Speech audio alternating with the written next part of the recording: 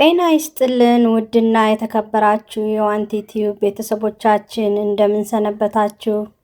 ሰላም ጤናና በረከት ለእናንተ ይሁን። ዛሬ በዋንቲ ቲዩብ ልዩ ዝግጅታችን ጾመ ሐዋርያት ወይም የሐዋርያት ጾም ከታሪክ ማህደር በስተጀርባ ያለውን ምስጢር፣ ለምን እንደምንጾመውና በዚህ ዓመት መች እንደሚጀምር ዝርዝር መንፈሳዊ ጉዞውን አብረን እንቃኛለን። ለቻናላችን አዲስ ከሆናችሁ ሰብስክራይብ በማድረግ አሁኑኑ ቤተሰብ ይሁኑ። እስከ ፍጻሜው አብራችሁን ቆዩ።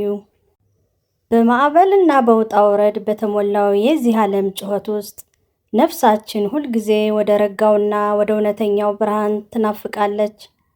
በኢትዮጵያ ኦርቶዶክስ ተዋሕዶ ቤተክርስቲያን ሥርዓት ውስጥ ሰኔ ወር ከመግባቱ በፊት የሚመጣው ይኸው የቀናት መለዋወጥ ተራ የቀን መቁጠሪያ ቅያሬ አይደለም። ይልቁን የሰማይ በረከት የሚዘንብበት፣ የምድር ጩኸት በጾምና በጸሎት ወደ ፈጣሪ የሚቀርብበት ልዩ የቅድስና ታሪክ መጀመሪያ እንጂ። ይህ ታላቅ ጾም መሰረቱ ራሳቸው ቅዱሳን ሐዋርያት ሲሆኑ ጌታችን መድኃኒታችን ኢየሱስ ክርስቶስ ሞትን ድል አድርጎ ተነስቶ ወደ ሰማይ ካረገ በኋላ ሐዋርያቱ የገቡለትን የተስፋ ቃል ይዘው በኢየሩሳሌም በማርቆስ እናት ቤት በጸሎት ተቀመጡ።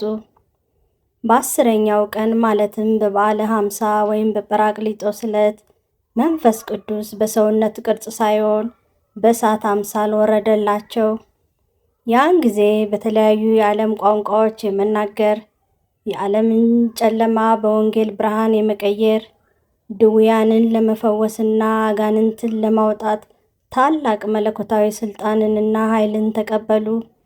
ይሁን እንጂ ቅዱሳን ሐዋርያት ይህንን እጅግ ከባድና ታላቅ የዓለምን ኃላፊነት ለመወጣትና ወደ ተለያዩ አገራት ተበትነው ወንጌልን ለማስተማር ከመነሳታቸው በፊት የመጀመሪያው ተግባራቸው ያደረጉት ጾምና ጸሎትን ነበር።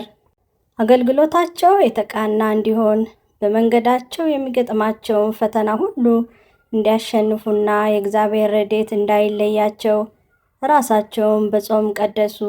እኛስ ዛሬ ይህንን ጾም ለምን እንጾማለን የሚለውን መሰረታዊ ጥያቄ ስንመለከት ጾሙ ለእኛ ለክርስቲያኖች በርካታ መንፈሳዊ ምስጢራትና ጥቅሞች አሉት። አንደኛውና ዋነኛው ምክንያት የስጋን ፈቃድ ለነፍስ ለማስገዛት ነው። ሰውነታችን ዘወትር ወደ ምድራዊና ወደ ስጋዊ ፍላጎት ሲያደላ፣ ነፍሳችን ደግሞ ወደ ሰማያዊና መንፈሳዊ ነገር ትናፍቃለች። በጾም ወቅት ምግባችንን ስንቀንስና ስጋችንን ስናደክም ነፍሳችን ትበረታለች፣ ከመለኮታዊ ጸጋ ጋርም ትዋሃዳለች። ጌታችን በወንጌል እንደተናገረው የክፋት መንፈስ ያለ ጾምና ያለ ጸሎት አይወጣም። ስለዚህ ሕይወታችንን የሚፈታተኑን የራስ ወዳድነት፣ የቁጣ፣ የቅናትና የክፋት መንፈሶች ድል የምናደርገው በዚሁ በሐዋርያት መሳሪያ በጾም አማካኝነት ነው። ሁለተኛው ምክንያት ደግሞ የቤተ ክርስቲያን የወንጌል አገልግሎት እንዲስፋፋና እንዲቀደስ ለመጸለይ ነው። ሐዋርያት የቤተ ክርስቲያን ምሰሶዎች ናቸው። እኛም የእነሱን ፈለግ በመከተል ዛሬም በዓለም ዙሪያ የእግዚአብሔርን ቃል በነፃነት እንዲሰበክ አገልጋዮቹ የቅድስና ሕይወት እንዲኖራቸውና የወንጌል ብርሃን ለሁሉም እንዲደርስ የምንማጸንበት ወቅት ነው። ከዚህም በተጨማሪ ይህ ጾም እኛ ክርስቲያኖች ከመንፈስ ቅዱስ የተሰጠንን የጸጋ ስጦታ የምናድስበትና እንደ ሐዋርያት ሁሉ እውነትን ለመመስከር ድፍረትንና እምነትን ከፈጣሪ የምንቀበልበት ልዩ የሕይወት ትምህርት ቤት ነው። ጾም ማለት እንዲሁ ምግብና መጠጥ መከልከል ብቻ አይደለም።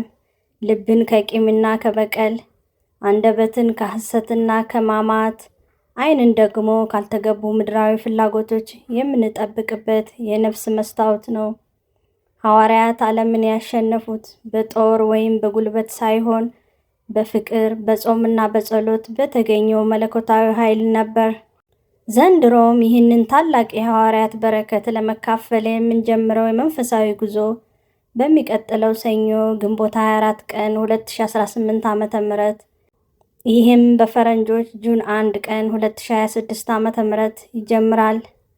ይህ ወቅት የብልጽግና፣ የፍቅር፣ የይቅርታና በተለይም ለሀገራችንና ለዓለም ሁሉ ሰላም የሚወርድበት የተናፈቀ የንስሐ ወቅት እንዲሆንልን የዘወትር ጸሎታችን ነው።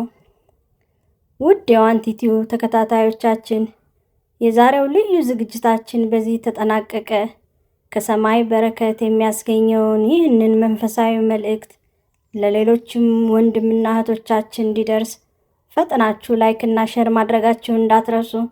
በዋንቲቲው ሁልጊዜ እንዲህ ያሉ ጠቃሚና መንፈስን የሚያድሱ ዝግጅቶችን ይዘንላችሁ ስለምንቀርብ ለቻናላችን አዲስ ከሆናችሁ ሰብስክራይብ በማድረግ እና የደወል ምልክቷን በመጫን የቤተሰባችን አባል ይሁኑ። በቀጣይም ሌሎች አስተማሪ የሆኑ ዝግጅቶችን ይዘንላችሁ እስክንመጣ ድረስ በያላችሁበት ሰላምና ፍቅር ከእናንተ ጋር ይሁን። ወስብሐት ለእግዚአብሔር ወለወላዲቱ ድንግል ወለመስቀሉ ክቡር። አምላከ ሐዋርያት ጾሙን የበረከት ያድርግልን። ከዋንቲቲው ጋር ስለቆያችሁ ከልብ እናመሰግናለን። በተመሳሳይ ፕሮግራም እስክንገናኝ በሰላም ቆዩን።